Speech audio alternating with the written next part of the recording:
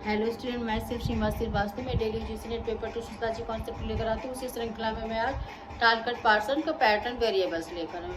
Pattern variables उन्होंने Edward सीज के साथ कॉन्सेप्ट रखा था। टारगेट पार्सन एंड एडवर्ड सीज उन्होंने क्या किया कि जो बाइपोलर एनालिसिस समाज क्या किया। आप पैटर्न वेरिएबल्स को हिंदी में अगर मैं बताऊं तो परिवर्तनीय प्रतिमान। उन्होंने सामाजिक व्यवस्था को बाइपोलर एनालिसिस किया।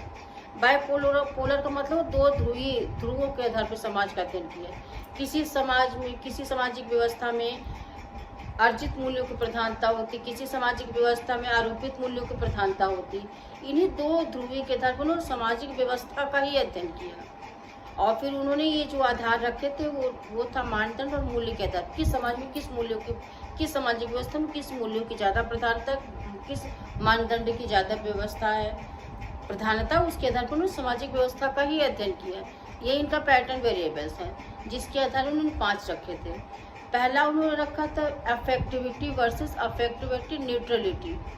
अफेक्टिविटी का मतलब होता है कि जो हमारे जो संबंध हैं, जो पारिवारिक हमारे संबंध होते हैं, जो हमारे पारिवारिक संबंध वो भावात्मक होते हैं। अफेक्टिविटी न्यूट्रलिटी का मतलब होता है जो संबंध हम भावना को किनारे करके करें, जिस संबंध में हम लॉजिक, बुद्धि, अपना दिमाग के संबंध रखें, उसको हम अफेक्टिविटी न्यूट्रलिटी कहते हैं। कि हम भाव से पूरा न्यूट्रल रहे, मैंने तटस्थ रहे, उसमें हमें भाव नहीं लाना, हमें अपनी बुद्धि का इस्तेमाल करना।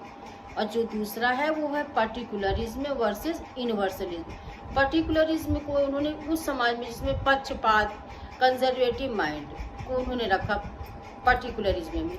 जैसे कि हम अपने संबंध जो हमारे हैं वो अपने संबंधों के तौर पर हम किसी को अपना ज़्यादा प्रायोरिटी दें, पक्षपात करें कि भाई ये मेरी जाति का है तो इसको काम मिलना चाहिए। ये है इनका पर्टिकुलरिज्म। और जो यूनिवर्सलिज्म है उसमें उन्होंने लॉ को रखा कि भाई जो कानून के सामने कोई पक्षपात नहीं, सभी व्यक्ति समान होते हैं। और जो थर्ड पैटर्न है वो एस्क्रिप्शन और अचीवमेंट है। एस्क्रिप्शन का यहाँ पे मतलब मैं बहुत डीपली बताना चाहूँगी कि उन्होंने कहा किसी समाज में आरोपित स्थिति की ज़्यादा प्रधानता होती है। जैसे मैं अगर मैं भारतीय समाज की बात करूँ तो जो ब्राह्मण, जो हमको जन्मजात मिल जाता है कि हम ब्राह्मण हैं, तो उनका वर्चस्व थोड़ा सा, अगर मैं एक तरह से हायरार्की में बताऊं तो जैसे ब्राह्मणों का वर्चस्व भाई आरोपित है, ये तरह से आरोपित है कि बाय बर्थ हम ब्राह्मण हैं, तो हमारा जो हायरार्की में थोड़ा सा ऊंचा पायदान रहता है। ये उस मूल्य की समाज की बात हो रही है। लेकिन जो आधुनिक समाज है उसमें अचीवमेंट की ज़्यादा बात होती है। उसमें हम जितनी मेहनत करेंगे, जितना बुद्धि लॉजिक लगाएंगे, स्किल करेंगे और हम अधिकारी बन गए, प्रोफेसर बन गए, ये अचीवमेंट हो गया है। और जो उनका फोर्थ है वो है आपका डिफ्यूजनेस वर्सेस स्पेसिफिसिटी।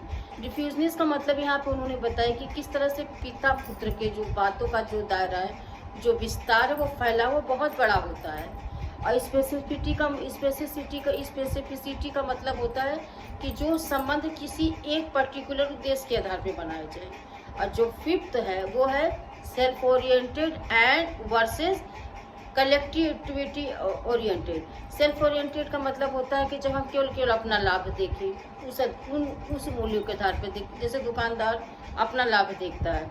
लेकिन कलेक्टिविटी ओरिएंटेड में हम रखते हैं कि भाई हम समाज के कल्याण की बात सोचते हैं। जैसे एक सोशल वर्कर हो गए, एक अच्छा भाई ऐसा व्यक्ति जो समाज के कल्याण के बारे में सोचता है, उसके लिए एक्टिव रहता है, उसको हम रखेंगे कलेक्टिविटी ओरिएंटेड में रखेंगे। यही इनका पैटर्न वेरिएबल्स है। पैटर्न वेरिएबल्स इस आधार पर उन्होंने समाज का जो एक अर्जित आरोपित जो अध्ययन किया वो आधुनिक simple society and modern society ही है टोटल। ये जो पांचों पार्ट, इन्होंने जो पांचों पैटर्न बताए हैं कि किस समाज में किस मूल्य की ज़्यादा प्रधानता है, पूरा एज इट इज़ उनका सोशल सिस्टम ही है। वो सामाजिक व्यवस्था को बाइपोलर से एनालिसिस उन्होंने किया कि किसी समाज में आरोपित मूल्यों की बहुत प्रधानता होती है तो किसी समाज में अर्जित मूल्य की प्रधानता। लेकिन भाई ये सामाजिक व्यवस्था का ही अध्ययन उन्होंने एडवर्ड सीज और टारगेट पार्सन से नहीं किया है।